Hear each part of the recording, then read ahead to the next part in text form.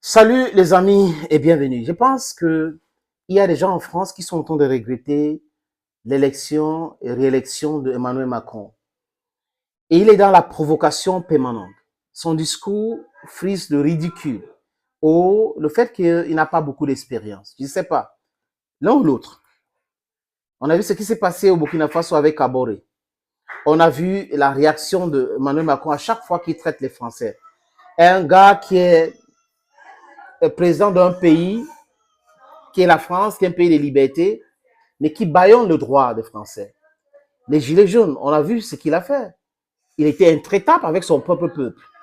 Il avait dit, c'est sans pitié pour régler les affaires, alors que quand il part aux élections, il demande au peuple de lui donner un suffrage, une partie de leur souveraineté. Donc c'est le peuple, normalement, dans les concessions de la démocratie.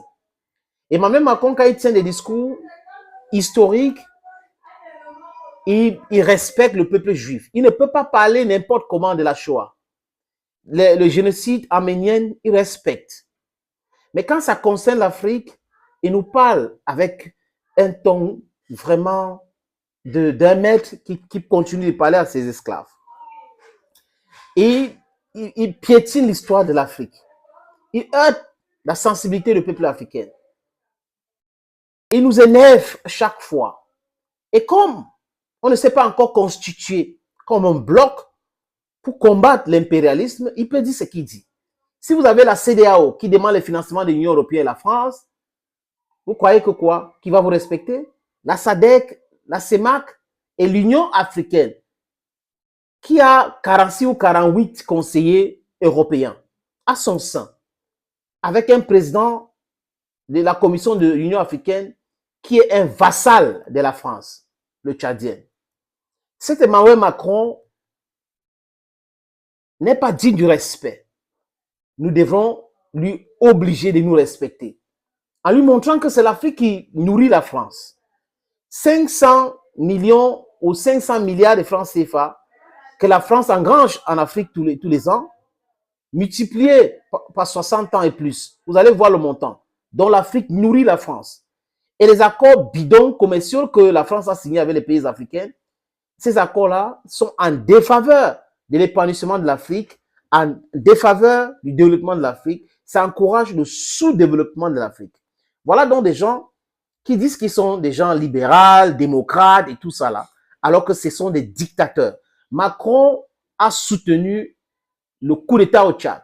Macron soutient le coup d'État constitutionnel des pays africains, institutionnel aussi. C'est Macron qui veut donner des leçons aux gens. Et Macron pense honteusement que la jeunesse africaine ne peut pas réfléchir d'elle-même. La jeunesse a besoin des gens pour les donner de l'argent pour réfléchir. Il dit, je sais que c'est la Russie qui finance la révolte de la jeunesse africaine. C'est un non-sens total. C'est quelqu'un qui ne connaît même pas son propre histoire. Si Macron ne connaît pas l'histoire de la France, il ne peut pas prétendre connaître l'histoire de l'Afrique ou le comportement de la jeunesse africaine, ou comprendre comment la jeunesse africaine peut réagir et pourquoi la jeunesse africaine réagit comme elle est en train de réagir comme ça pour sa libération. There is no turning back. La jeunesse africaine est financée par personne. La jeunesse africaine est révoltée par les injustices, par les accords coloniaux signés, les accords de la défense et de sécurité, les accords comme, et tout ce truc-là. La jeunesse africaine en a marre de ces accords-là, des impôts qu'on doit, des impositions qu'on doit payer à la France chaque année. Voilà donc le problème de la jeunesse africaine. Et cette jeunesse-là souffre. Cette jeunesse-là, on voit la richesse de leur continent, de leur pays.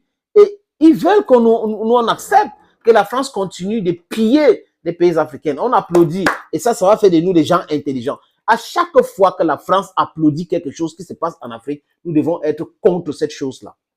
Et à chaque fois qu'il se pose des choses qui se passent sur notre continent, notre pays, l'Afrique, nous devrons soutenir ces choses-là. Écoutez comment Macron parle de la jeunesse africaine et comment Macron parle de l'Afrique. Ça, c'est de la pure provocation. Si on avait des leaders comme Muammar Gaddafi, comme Kwame Nkrumah, comme Patrice Lumumba, si on avait encore des Thomas Sankara, ces gens-là devaient répondre à cette immature d'Emmanuel Macron. Écoutez. Jamais connu la colonisation. Je l'ai en héritage, à tous égards. Et beaucoup, le continent africain est à plus de 65% à moins de 25 ans. Donc, vraisemblablement, les 3/4 du continent africain n'ont jamais connu la colonisation non plus. Et il est comme un retour du refoulé aujourd'hui. Et il est très utilisé par plusieurs puissances qui jouent leur influence dessus. Et moi, je ne suis pas dupe. Hein. Beaucoup d'influenceurs, y compris parfois des gens qui sont sur vos plateaux pour porter une voix, ils sont payés par les Russes, je le sais très bien. On les connaît. Possible. Et ils tiennent en boucle les discours, etc.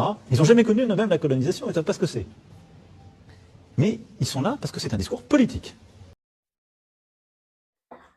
Donc, parce que la jeunesse africaine n'a jamais connu la colonisation. Ça explique pourquoi elle doit accepter cette néocolonisation imposée. C'est pour cette raison que nous devons accepter l'impérialisme. On ne peut pas être ignorant comme ça.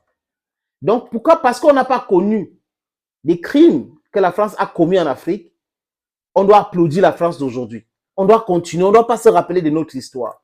Quand la France célèbre les centenaires de la Deuxième Guerre mondiale, la victoire, c'est quoi? C'est son histoire.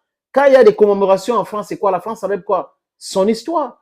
Et vous nous demandez d'oublier la torture que vous nous avez fait subir.